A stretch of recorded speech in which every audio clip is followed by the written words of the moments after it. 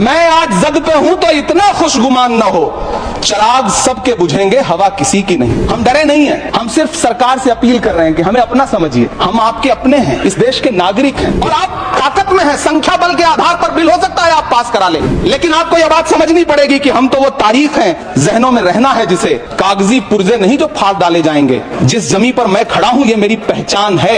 आप आंधी हैं तो क्या मुझको उड़ा ले जाएंगे? ये बिल सिर्फ इस देश के मुसलमानों को नीचा दिखाने का और अपने एक ऐसे मतदाता वर्ग को खुश करने का बिल है जिनको इस बिल के पास हो जाने से कुछ मिलेगा भी नहीं। जिल्ले इलाही, जमहूरियत जो है वो नफरत और ठसक से नहीं चलती है, अकड़ से नहीं चलती है, उसमें सबकी हिस्सेदारी जरूरी है। सबको समझना पड़ेगा कि जब जंगल में आग लगती है तो न वो बरगद बचते हैं जो हवा को आंधी में तब्दील करते हैं, न वो बांस बचते हैं जो आपसी रगड़ से चिंगारी पैदा करते हैं। जिस बिल को मुसलमानों के हुकूक की हिफाजत करने वाला बिल बताया जा रहा है, उसी को पेश करने के लिए और उस पर बात करने के लिए लोकसभा में भाजपा सरकार के पास एक भी मुस्लिम सांसद नहीं है। जिस वक्फ बिल को मुस्लिम महिलाओं को हक दिलाने वाला बताया जा रहा है, उसे संसद में पेश करने वाली पार्टी के पास न तो राज्यसभा में, न लोकसभा में, न देश की किसी विधानसभा में एक भी मुस्लिम महिला सदस्य नहीं।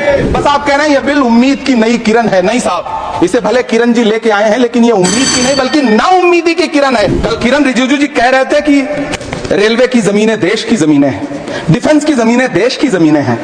हाँ मंत्री जी हैं, बिल्कुल हैं। तो हम भी तो इसी देश के नागरिक हैं, हम भी तो इसी देश के बेटे हैं, तो वक्फ की जमीनें भी तो इसी देश की जमीनें हैं, उनको पराया क्यों बोलते हैं आप? और मंत्री जी, मैं सदन में अलग ऐलान ये कहता हूं कि जब भी इस देश की जमीन को लहू की जरूरत होगी, आपसे 2 कदम आगे इमरान खड़ा मिलेगा, ये मैं आपसे यकीन दिलाते हुए कह रहा हूं। मैं सरकार से कहना चाहता हूं, हमसे हमारी इबादत गाहें तो मत छीनिए ना, हमारे घरों पर बुलडोजर तो मत चलाइए ना, हमारी कब्रों में तो हमें सुकून से सोने दीजिए ना। लेकिन डॉक्टर बाबा साहब अंबेडकर के संविधान को हर दिन कुचलने वाली है सरकार। देश के मुसलमानों से नफरत में इतनी अंधी हो गई है कि खुलेआम देश की संसद में देश सरकार के माइनॉरिटी मिनिस्टर साहब और होम मिनिस्टर साहब झूठ बोलते हैं और देश को गुमराह करते हैं। धन्यवाद मोदी जी, क्या बढ़िया सौगातें मोदी दे रहे हैं आप।